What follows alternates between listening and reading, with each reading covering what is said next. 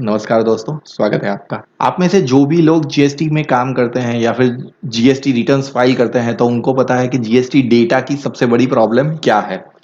जी नहीं, ये एरर की बात मैं नहीं कर रहा हूँ या फिर मैं जीएसटी वेबसाइट के एरर्स की बात नहीं कर रहा हूँ। मैं यहाँ पे बात कर रहा हूँ जीएसटी एरर्स की।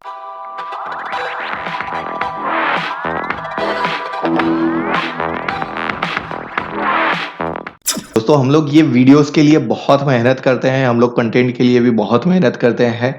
तो आप देख सकते हैं कि कितने लोग हमको सब्सक्राइब करते हैं और कितने लोगों ने अब तक सब्सक्राइब नहीं किया है। तो मेक श्योर आप जब भी ये वीडियो देखें तो सब्सक्राइब बटन हिट करना मत भूलिए।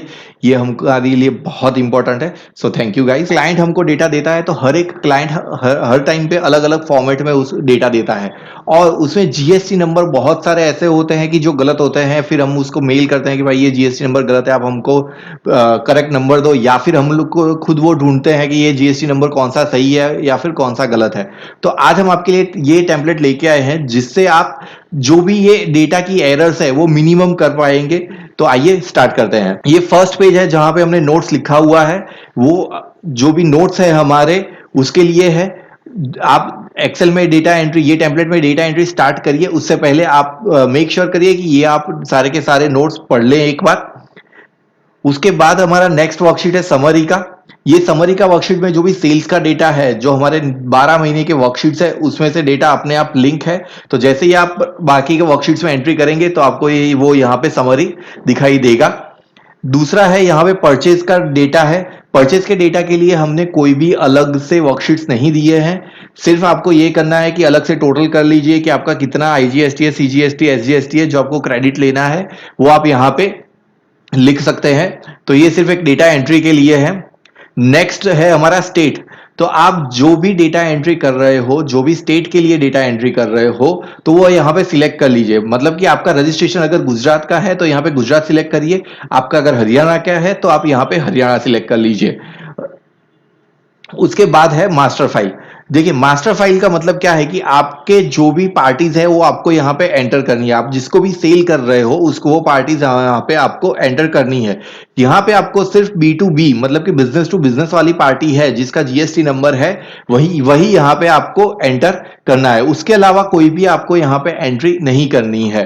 देखिए, जैसे यहाँ पे मैंने एक बार लिखा है कि मेरा XYZ पार्टी है, मैं उसको यहाँ पे मुझे उसका जीएसटी नंबर एंटर करना है। मैं यहाँ पे उसका जीएसटी नंबर एंटर कर रहा हूं। जैसे मैंने यहाँ पे जीएसटी नंबर एंटर किया, ये मेरा जीएसटी नंबर गलत है, इसकी वजह से मुझे ये इमीडिएटली वहां पे जीएसटी नंबर की फॉर्मेट में एरर दिखाई देगा। मुझे यहाँ पे जब तक मैं एरर करेक्ट नहीं करूंगा तब तक वो मुझे यहाँ पे करेक्ट शो नहीं करेगा। जैसे ही मैं ये करेक्ट फॉर्मेट में डालूंगा तो मेरा पैन कार्ड भी उसके साइड में आ जाएगा। देखिए, आप यहाँ पे मैंने एक जीएसटी नंबर डाला है, उसके साइड में मेरा पैन कार्ड भी अपने आप आ गया है। अभी ये जीएसटी नंबर सही है कि नहीं, ये सबसे बड़ा प्रॉब्लम है। तो अगर आपको ये चेक करना है कि ये जीएसटी नंबर सही है कि नहीं, तो यहाँ पे हमने लिंक दिया हुआ है सर्च यूजिंग जीएसटी नंबर। अगर आपको जीएसटी नंबर से सर्च करना है तो आप ये लिंक का यूज कर सकते हैं।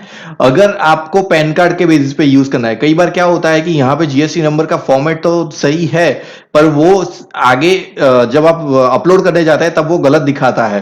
तो उसके लिए आप पैन कार्ड बेस पे भी सर्च कर सकते हैं। तो यहाँ पे हमने ये लिंक दिया हुआ है सर्च यूजिंग पैन कार्ड, तो आप उसको पैन कार्ड के बेसिस पे भी सर्च कर पाएंगे।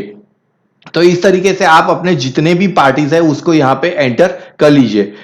मेक श्योर यहाँ पे आपको पार्टी एक बार ही एंटर करना है और वो बाकी के टाइम पे आपको वो पार्टी वहां पे ड्रॉप डाउन में आपको दिखाई देगा।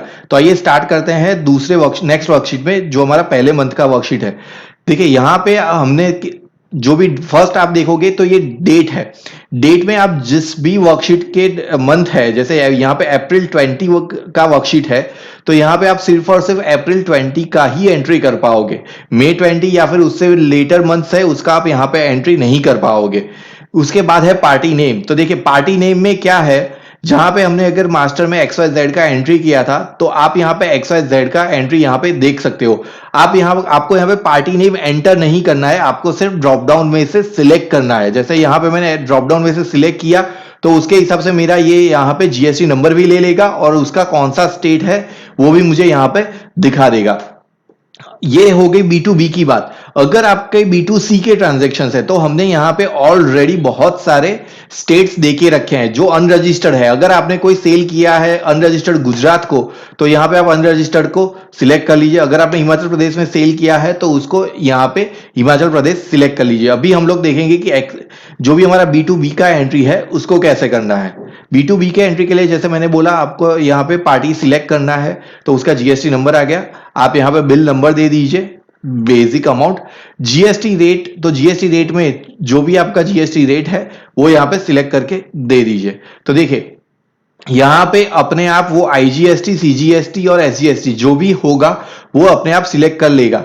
अगर आप देखोगे तो मैंने स्टेट में यहाँ पे गुजरात सिलेक्ट करके रखा है, इसकी वजह से ये अभी सीजीएसटी और एसजीएसटी सिलेक्ट कर रहा है, कैलकुलेट कर रहा है। अगर मैं यहाँ पे गुजरात के जगह पे हिमाचल प्रदेश सिलेक्ट करूंगा तो आप देखोगे कि वो यहां पे अपने आप रेट के हिसाब से आईजीएसटी सिलेक्ट कर लेगा। तो आपको कैलकुलेशन में जाने की जरूरत नहीं है कि आईजीएसटी लगेगा या सीजीएसटी लगेगा, सिर्फ और सिर्फ एक बार डेटा एंट्री करनी है और ये कैलकुलेशन अपने आप हो जाएगा। और जो भी पार्टीज है, जैसे मैंने बोला कि आपको एक ही बार एंटर करना है, तो वो पार्टीज आपको हर बार यहां पे ड्रॉप डाउन में दिखाई देगी। देखिए XYZ पार्टी अगेन फिर से आ गई है। एक प्रॉब्लम जीएसटी में ये भी रहता है कि हर बार जो भी डेटा आता है तो उसका जीएसटी नंबर हर बार हम या फिर क्लाइंट्स को एंटर करना पड़ता है, या फिर अगर हम लोग वो टैली में एंट्री नहीं कर रहे हैं, हम लोग एक्सेल में एंट्री कर रहे हैं, तो हम लोगों को वो एंट्री भी मैन्युअली करनी पड़ती है। ये टेम्पलेट से आपको वो एंट्री हर बार नहीं करनी पड़ेगी। अगर एक बार आपने ये मास्टर क्रिएट कर लिया तो आपको वो पार्टी हर एक मंथ के वर्कशीट्स में दिखाई देगी। तो ये था हमारा जीएसटी का टेम्पलेट। इसमें थोड़े बहुत इश्यूज हो सकते हैं। अगर आपको कुछ इश्यूज इसमें मिलते हैं, अगर आपको इसमें लगता है कि हम लोग इसमें कुछ इंप्रूवमेंट कर सकते हैं, तो आप हमको कमेंट सेक्शन में जरूर बताइएगा। और हाँ, लाइक करना मत भूलिएगा। So thank you guys, thank you very much.